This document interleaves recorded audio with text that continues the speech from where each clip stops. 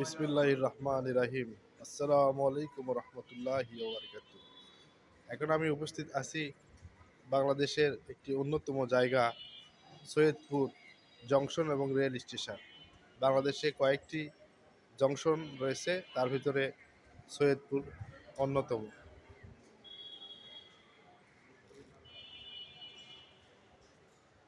অনেক সুন্দর নিরিবিলি একটি পরিবেশ দেখার মতো।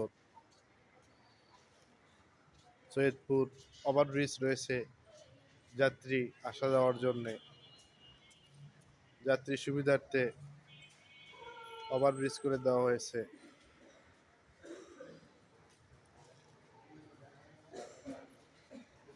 আমি দুপুরবেলা এসেছি, এ কারণে যাত্রী নাই বা ট্রেনও নাই।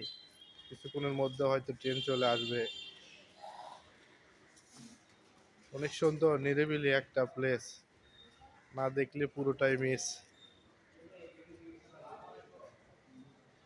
ভালো লাগে বেড়াতে, দেখতে, ট্রাভেল করতে, ট্যুর করতে,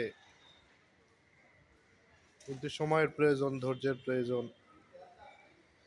আপনারা জানেন সৈয়দপুর রংপুর বিভাগের ভিতরে তৃতীয় বৃহত্তম শহর।